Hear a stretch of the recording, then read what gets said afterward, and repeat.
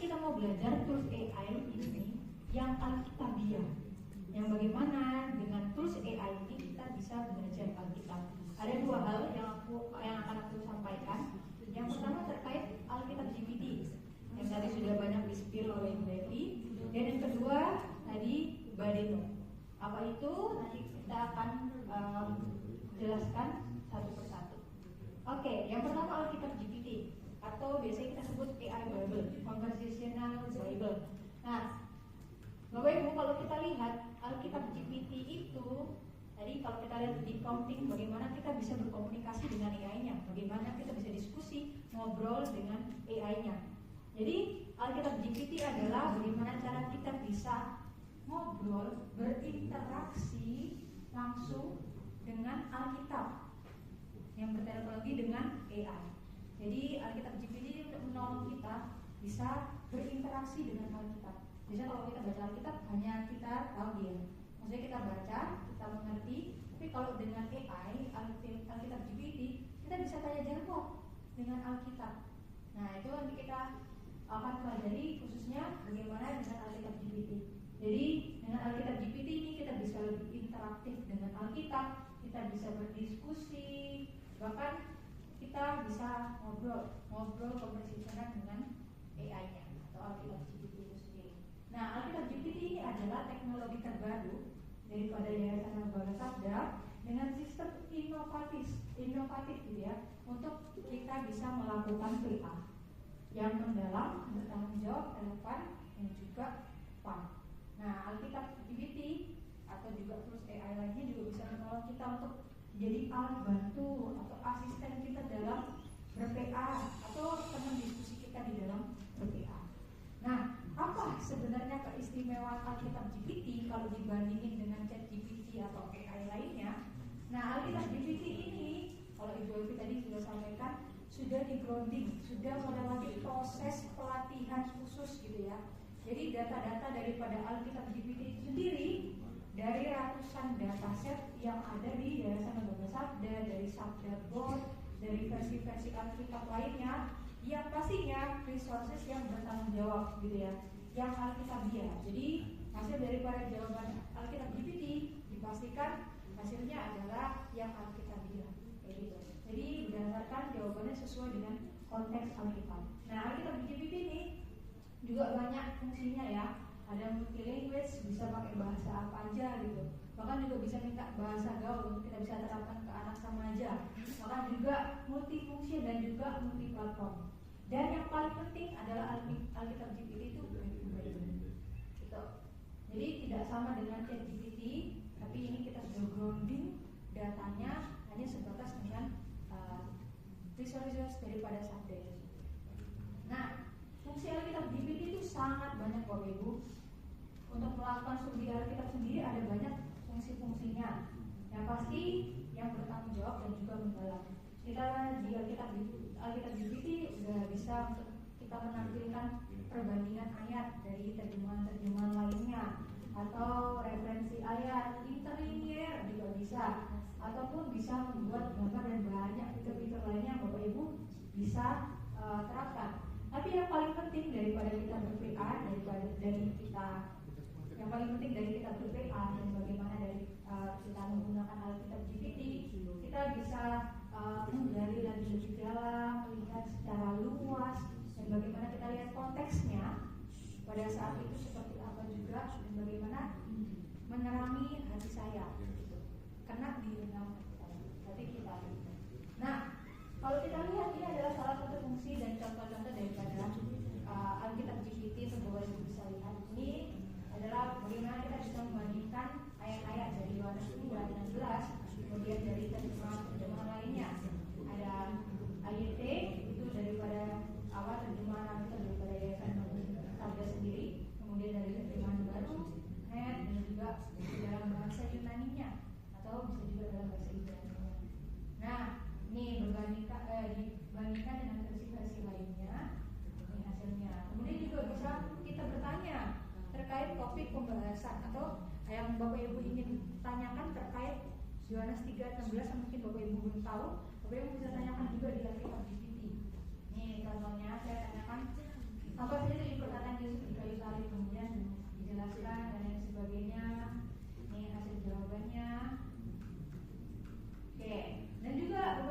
bisa membuat renungan dari Alkitab GPT.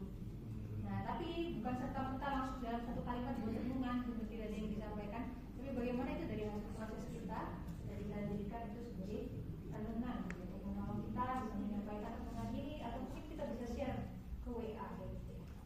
Itu untuk membuat renungan.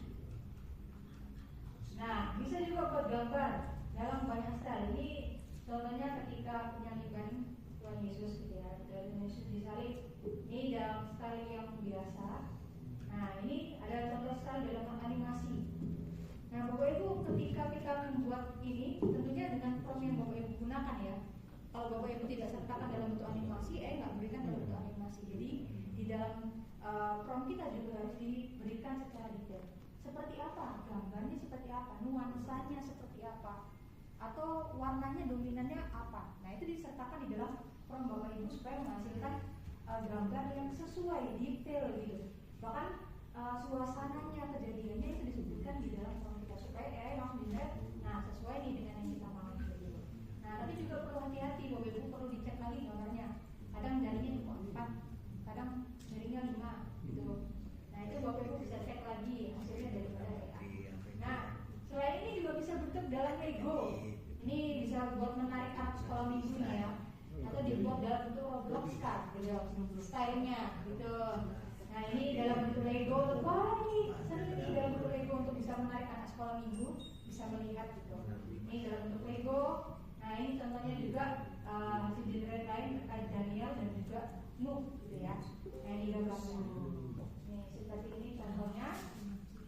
Nah, ini juga kalau bisa dibuat seperti cerita gitu ya, daripada slide cerita untuk anak sekolah minggu. Nah, tapi Bapak Ibu ini tidak serta-merta langsung di-generate dari satu AI gitu ya, tapi hasil kolaborasi daripada AI lainnya. Contohnya, misalnya kita bisa pakai ChatGPT untuk berikan teksnya, terus kita masukin prompt kita dan juga teksnya itu ke dalam Canva AI. Nah, itu bisa hasil seperti ini. Nah, tapi juga kalau misalnya kita kurang sesuai, kita juga bisa edit kata-katanya, atau mungkin kata-katanya ada yang kurang, ada yang salah, itu juga kita boleh edit. Jadi gitu. Jadi multi platform kita juga bisa gunakan AI lainnya berkolaborasi bersama gitu. Nah, masih banyak lagi untuk bisa fungsi-fungsi daripada Alkitab GPT. Nah, Bapak Ibu bisa langsung coba aja mungkin Alkitab GPT, terus coba lihat fitur-fiturnya. Nah, untuk Bapak Ibu yang mau lebih lagi belajar banyak terkait Alkitab GPT, kami sudah banyak sekali memberikan training-training dan juga seminar-seminar terkait Alkitab GPT.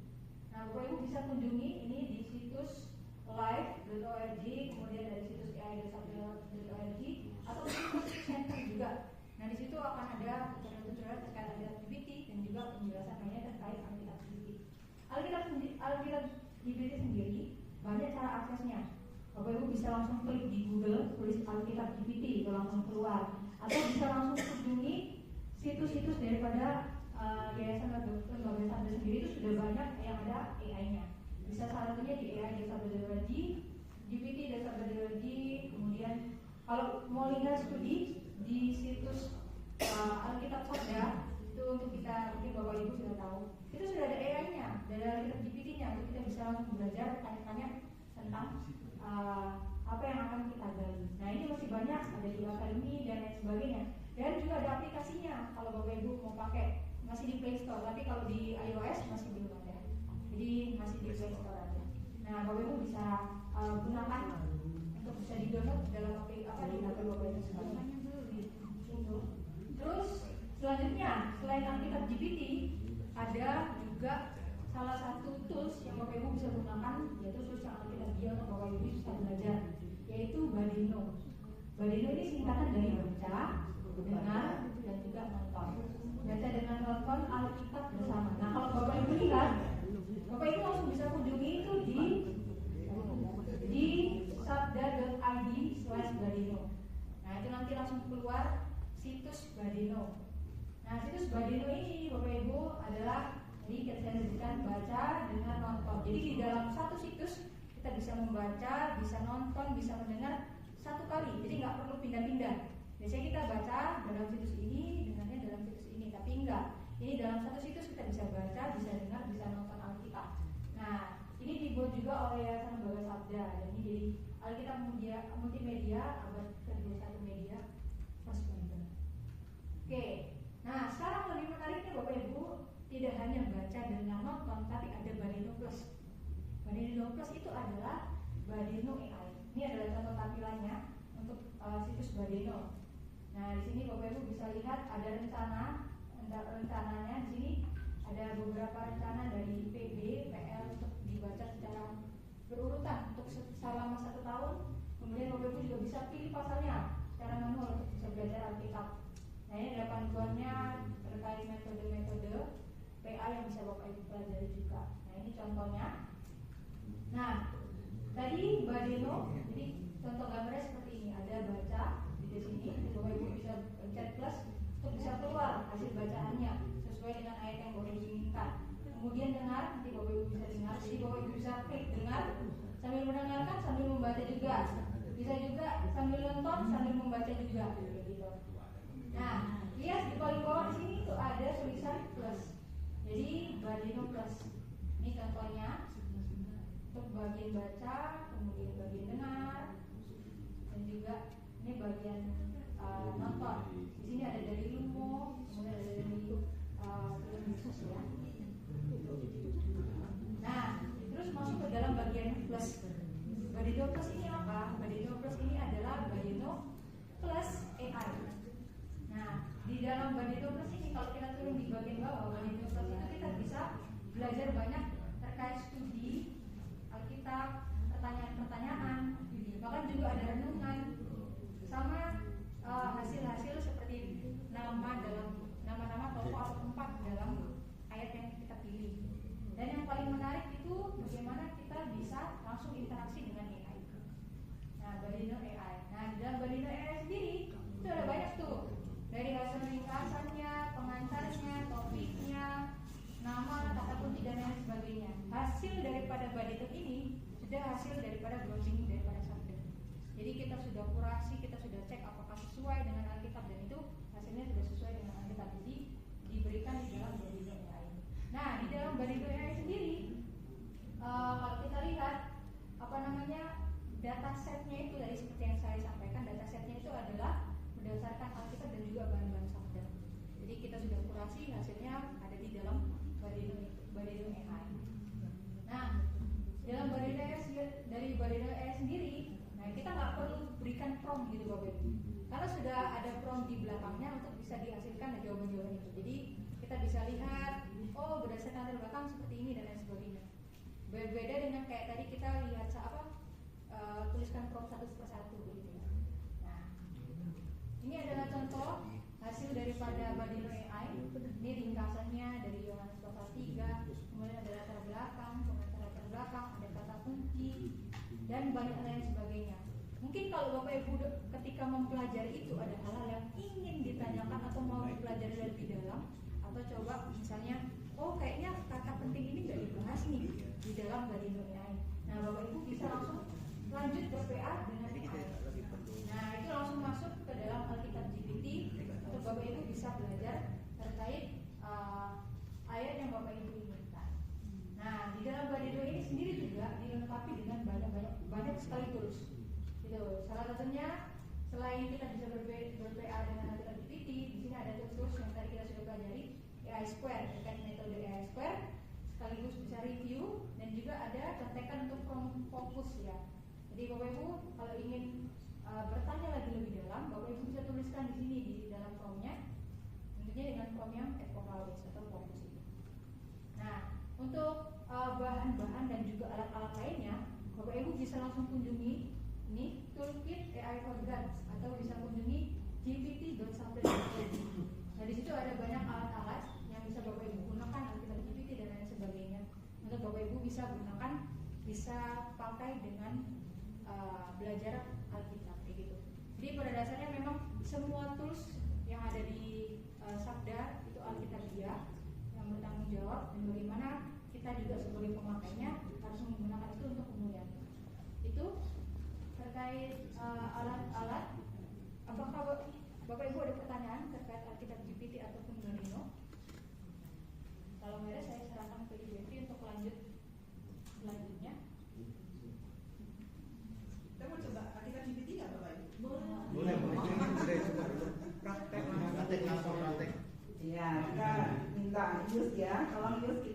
Bapak Ibu mungkin bisa mengikuti ya. Kita akan buka browser aja di gpt.sabda.org. gpt.sabda.org. Oke, sudah sama tampilannya? Sudah?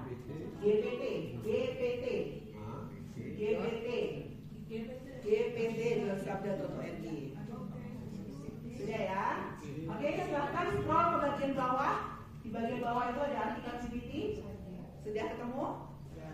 Silakan diklik pelajari lebih lanjut atau diklik aja. Nah, itu diklik pelajari lebih lanjut. Bagian pop up. Oke, nah sebenarnya kalau bertanya lewat sini langsung bisa, tapi saya pengen ngajak Bapak Ibu masuk saja ke GPT Store-nya, ya. Ya, di GPT Store. Ya, diklik aja di bagian GPT Store, nanti dia akan masuk ke tampilan ChatGPT, tapi ini adalah Alkitab GPT. Jadi tampilannya ChatGPT, tapi karena kami sudah membuat di GPT Store, ini semacam aplikasi, ya, aplikasi AI, ya. Ini tampilan Alkitab GPT karena mesinnya adalah ChatGPT, OpenAI gitu ya. Sudah? Ya, kita akan bikin prompt, ya. Sudah ketemu ini? Kelihatan nggak Bapak Ibu? Kelihatan ya? Tapi di layar masing-masing sudah bisa ya? Bisa di layar masing-masing? Atau sudah? Silakan boleh diketik prompt ya. Misalnya tadi saya pengen belajar ya. Tolong berikan kepada saya ya. Karena ini sudah di grounding Alkitab GPT itu kita nggak perlu lagi bilang saya orang Kristen yang cinta Alkitab dan sebagainya karena ini sudah di grounding ya. Sudah di grounding ya. Saya ingin belajar lebih dalam ya. Saya ingin belajar lebih dalam tentang ya, tentang hari Pentakosta dalam Kisah Rasul 1. Rasul 2 Bu. Oh, 1 kenaikan Tuhan Yesus. Ya, dalam Kisah Rasul 2. Silakan di Ini saya ringkas saja ya, biar tidak terlalu lama ya. Dan diberikan ya apa itu hari Pentakosta dan sebagainya. Diberikan ya. Nah, itu data-datanya sudah tidak ambil dari semua data yang ada di manapun. Data-data dari Alkitab GPT ini diambil dari dataset Alkitab yang ada di Yayasan Lembaga Sabda. Ya, tapi tetap kita biasakan untuk mengecek hasilnya, begitu ya. Tetap kita biasakan untuk mengecek hasilnya sekaligus untuk belajar. Ya, jadi di dalam Kisah Rasul tentang khotbah Petrus, ya tentang latar belakang, ya mengapa ada banyak bahasa khotbah Petrus, membuat Yoel yang digenapi, karena mengutip ya kata Nabi Yoel dan sebagainya. Ini bisa jadi acuan pertama. Dari mana saya mau belajar tentang hari Pentakosta ini? Begitu. Oke. Nah, saya juga tanya, siapakah Petrus? Ya, saya mau tanya juga, siapakah Petrus? Gitu ya, coba saya tanya, gitu ya. Nah, ini Petrus adalah salah satu murid Yesus. Nama aslinya siapa itu ada ya. Jadi dia memberikan data dari kamus yang, karena Yayasan Lembaga Sabda punya banyak data kamus ya.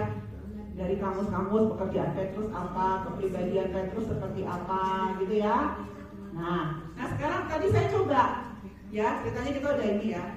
Saya coba, ya tolong buatkan saya ilustrasi, ya. Tolong buatkan saya ilustrasi Petrus berkhotbah, ya. Atau ganti ilustrasi atau gambar begini. Ilustrasi garis miring gambar. Petrus berkhotbah, ya, pada hari Pentakosta dalam budaya. Nah ini karena kita minta gambar mungkin agak lama ya. Dalam budaya Batak Karo. Coba bisa nggak dia ya bikin? Petrus berkhotbah pada hari Pentakosta dalam budaya Batak Karo. Oke, enak. Ya karena ini generate image, mungkin taking time ya.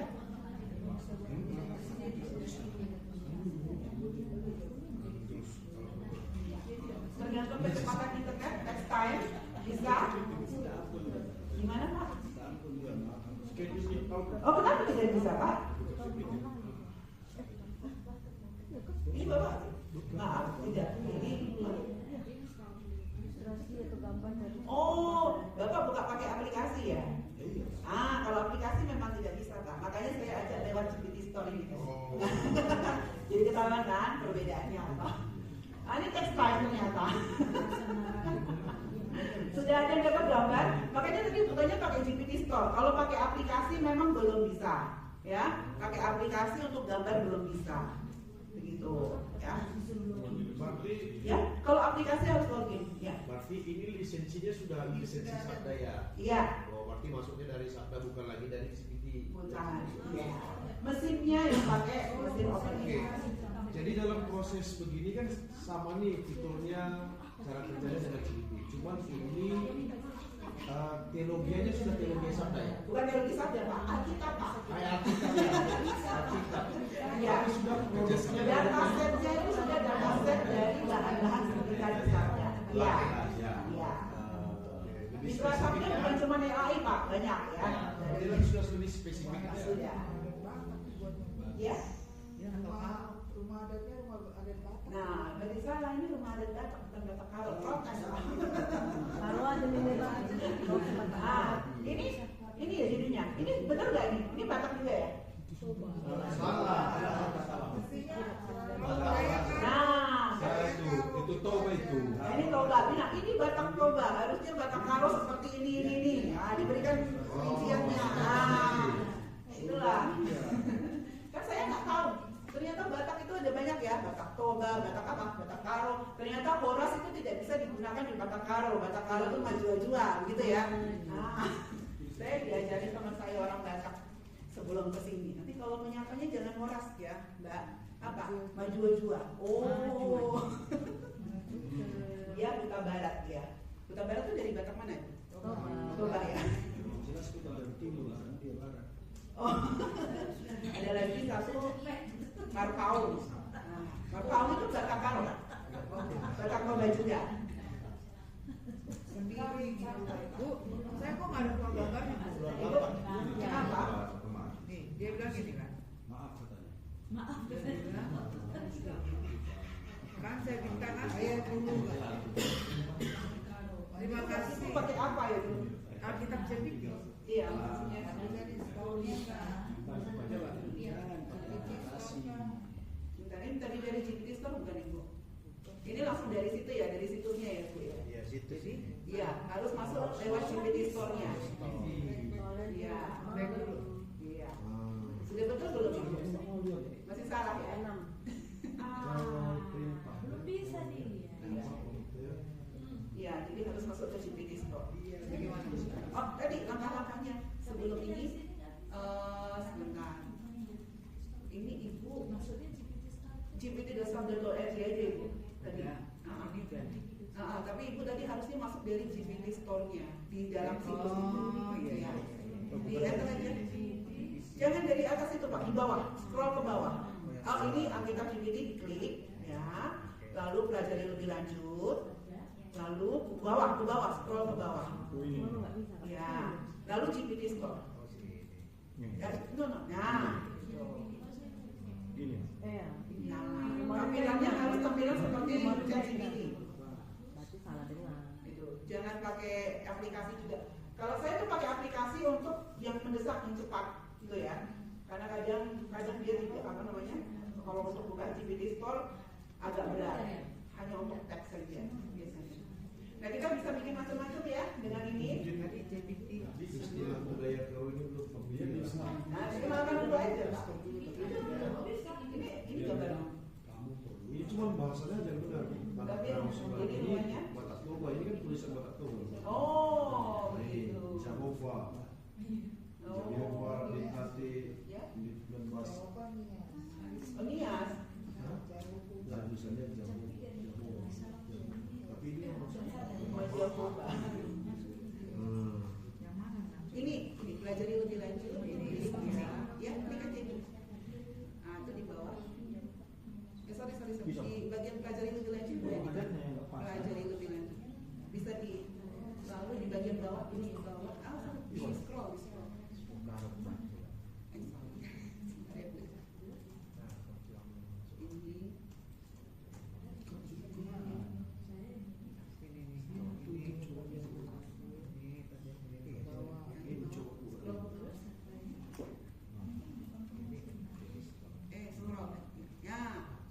diajari. Cibitis, Pak. Cibitis. Iya. Bukan.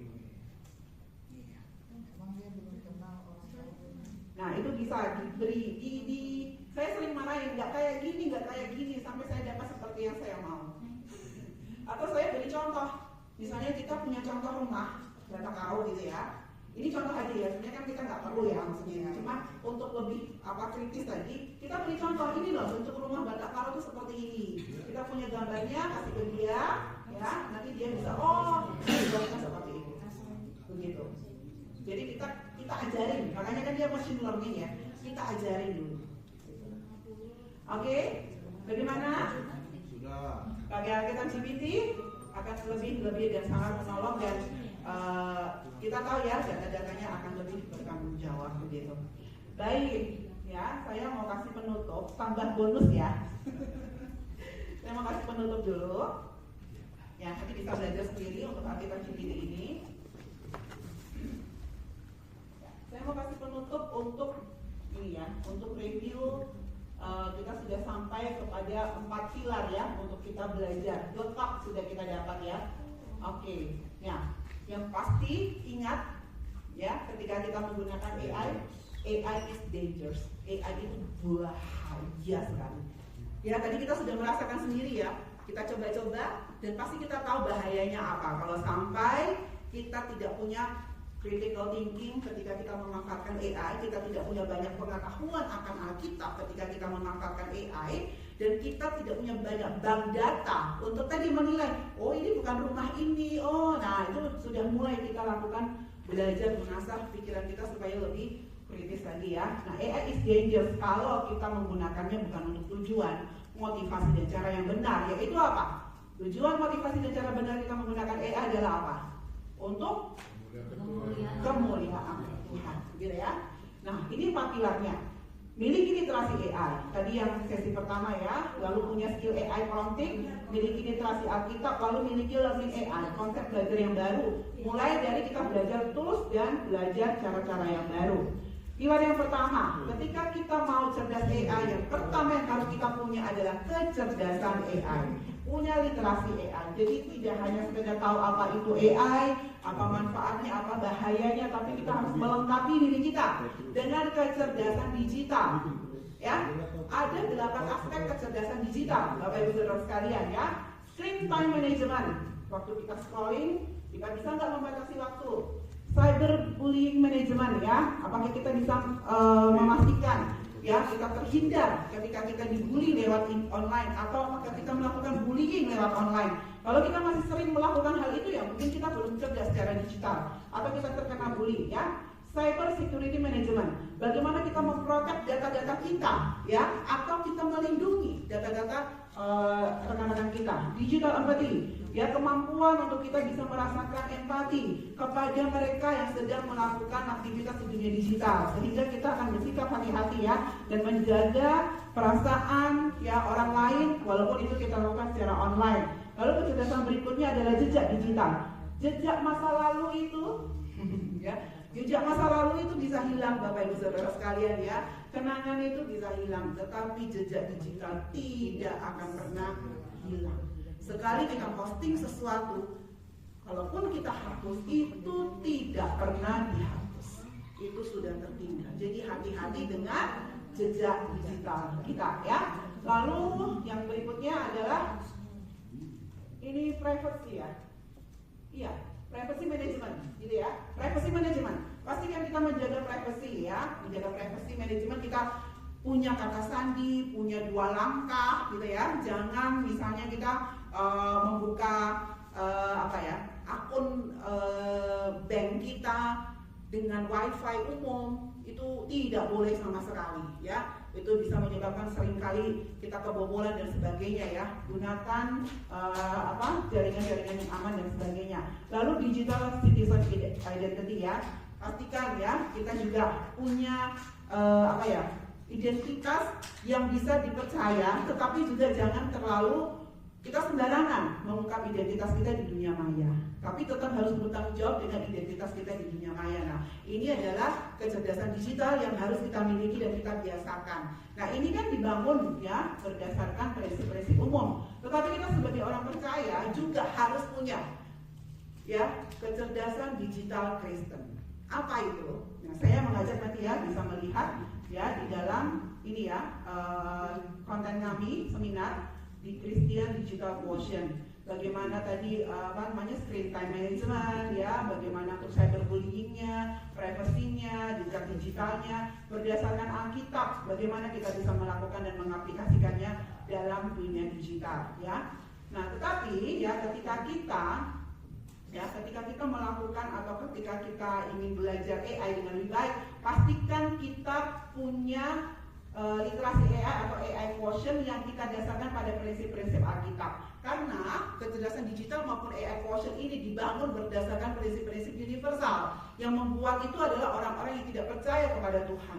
Sehingga prinsip-prinsip universal ini harus kita ambil, kita gunakan sesuai dengan prinsip-prinsip yang benar, yaitu kebenaran firman Tuhan ya. Lalu kita harus belajar skill based prompting, tadi sudah disampaikan oleh Mili ya. Lalu literasi Alkitab tadi kita tahu menggunakan ya dari kacamata Alkitab. Lalu juga kita lihat juga untuk metode AI Square-nya ya Bapak Ibu Saudara sekalian.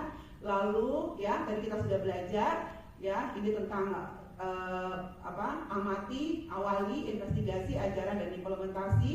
Lalu ini sedikit panduannya ya, dan juga alat-alat yang tadi sudah dijelaskan oleh Mili ya. Saya nggak jelaskan lagi karena sudah dijelaskan oleh Mili ya. Ini tadi yang sudah kita pelajari.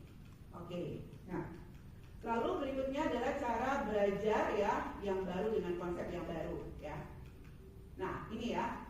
Nah, gereja atau pada era AI ini kita harus punya konsep pelayanan yang baru. Cara belajar yang baru sekarang itu tidak monolog, Bapak Ibu Saudara sekalian ya.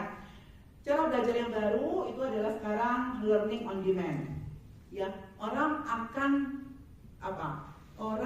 akan belajar sesuai dengan kebutuhan mereka, apa yang mereka butuhkan ya. Dan just in time learning, apapun yang mereka butuhkan untuk mereka belajar, mereka akan dapat dalam waktu real saat itu. Nah, apakah gereja bisa menyediakan hal tersebut? Nah, ini yang perlu kita pastikan ya. Kalau gereja bisa menyediakan hal tersebut akan sangat baik untuk cara belajar pada era AI ini ya. Kan personal learning. Oleh karena itu kami menciptakan yang namanya Alkitab GPT. Tetapi kita semua juga harus punya komitmen karena AI terus berkembang, ya harus terus memastikan kita belajar dengan cara-cara yang baru, belajar dengan cara-cara yang up to date, cara-cara yang kekinian ya. Nah, mungkin ya di sini tadi Bapak namanya Pak Pendeta siapa? Saya. Pak Anton, Pak Pendeta Anton. Pak Pendeta Anton punya minat interest yang sangat besar tentang AI, bagaimana bisa digunakan dalam pelayanan, bisa bikin komunitas Pak di antara pendeta-pendeta ini. Setelah selesai di sini ya, bagikan. Saya hari ini mencoba AI untuk ini. Ya, tolong dong diberikan evaluasi. Atau saya baru membuat ini nih ya. Ternyata saya bisa bikin loh PPT khotbah sekarang. Bagikan dong caranya, langkah-langkahnya. Gimana caranya? Oh, tadi saya barusan bikin nih lagu berdasarkan catatan khotbah ya. Bagikan hasil lagunya kepada grup. Itu akan sangat menolong yang membangun komunitas belajar. Karena yang sangat penting untuk pertumbuhan bagaimana kita bisa belajar AI itu komunitas. Kalau kita belajar sendiri mustahil. Karena perkembangan AI terlalu cepat. Ya, dengan adanya komunitas kita bisa saling memperkaya, kita bisa saling mengevaluasi, ya, dan kita bisa saling menambahkan. Bahkan hasil-hasil dari teman-teman kita bisa kita bagikan juga kepada lebih banyak orang. Begitu ya. Itu prinsip belajar pada era AI saat ini. Prinsip berbagi, bukan just for me, ya. Tapi untuk Tuhan, kalau untuk Tuhan sudah pasti akan jadi berkat bagi lebih banyak orang. Begitu ya. Jadi maju ya Bapak Ibu Saudara sekalian. Ya, ini kami sudah pernah laksanakan juga di SMA, di SMP, di Solo tadi ya. Lalu juga di beberapa STT, di Jakarta, Surabaya, ya, di Bali juga pernah. Lalu ini kami lakukan di Belanda, di Eropa tahun lalu. Lalu tahun ini teman-teman kami masih ada di Thailand ini. Hari ini terakhir mereka di Thailand. Mereka memberikan pelatihan tentang AI ya kepada lebih dari 100 organisasi dan ada 800 orang yang bekerja dalam bidang misi dari Indonesia, ya, dari Indonesia mereka belajar bagaimana menggunakan AI untuk kemajuan pelayanan mereka. Dari Indonesia EF Organ bergerak sampai ke seluruh dunia. Ya, puji nama Tuhan untuk ini. Ya, kami baru akan ketemu teman-teman kami lagi, ada 5 orang akan datang hari Kamis, baru kami ketemu lagi dan akan mendengarkan cerita mereka tentang bagaimana AI Organ ini bisa tersebar sampai ke seluruh dunia. Ya, itu Tuhan berikan panggilan dari Indonesia. Bersyukur untuk itu ya. Lalu kami pernah lakukan AI Bootcamp juga di STT Bandung, ada 100 lebih peserta. 80% juga pendeta ya, mereka belajar selama 2 hari 18 jam, 4 sesi, 8 materi ya, dalam 1 hari gitu ya. Nah, tujuannya apa? Supaya semua kita bisa punya ini ya, roadmap gereja dan AI, 4 pilar cerdas AI, literasi AI, skill AI, literasi Alkitab, learning AI dan sebagainya. Tapi Bapak Ibu Saudara sekalian, pilihannya ada di tangan kita ya. Dengan fondasi Alkitab kita bisa dapat pakai AI ini untuk kemuliaan Tuhan atau tidak, untuk kemajuan gereja Tuhan, untuk pelayan-pelayan Tuhan termasuk dulu sekolah minggu ya, pendeta-pendeta juga. Tapi ingat, hati-hati, AI is dangerous. Itu yang harus selalu kita ingat, AI is dangerous. Kalau sudah ada bahaya, pasti kita akan selalu memastikan jangan sampai bahaya ini. Kita akan lindungi domba-domba kita, ya, supaya bahaya itu AI itu bahaya itu seperti serigala ya, yang akan mencuri domba-domba kita, dibawa kepada hal-hal yang sesat. Pastikan kita jaga domba-domba kita, ya, dengan menggunakan AI ini bagi kemuliaan nama Tuhan. Tetapi apa bahaya terbesar? Bukan karena AI-nya, Bapak Ibu Saudara sekalian. Apa bahaya terbesar dari AI? Apa? Menggantikan Allah. Ya, bisa. Menggantikan Allah. Menggantikan Allah? Enggak. Bahaya terbesar dari AI itu siapa? Kita. Kita, ya, Anda menjadi bahaya terbesar bagi ya siapapun, ya, jemaat dan sebagainya ya. Tetapi sekaligus ya, kenapa Anda menjadi bahaya terbesar? Kalau tidak pakai AI, jangan takut pakai AI. Kalau kita tidak pakai AI, itu akan menjadi bahaya dan ancaman terbesar bagi generasi masa ini dan gereja masa depan. Tetapi jangan khawatir karena harapan terbesar sudah ada di tangan Bapak Ibu semuanya. Ya, hamba-hamba Tuhan yang sudah Tuhan panggil, yang Tuhan sudah khususkan, ada di tangan Bapak Ibu Saudara sekalian harapan terbesar ya. Anda adalah harapan terbesar gereja jika mau pakai AI bagi kemuliaan nama Tuhan. AI harus dipakai untuk memenangkan jiwa dan melayani generasi AI. Jangan hanya berpikir saat ini, pikirkan gambaran yang lebih besar. Ada begitu banyak generasi masa depan gereja yang perlu disentuh pada era AI ini. Jadi, ya, gunakanlah AI bagi kemuliaan nama Tuhan, segala kemuliaan bagi Dia. Amin.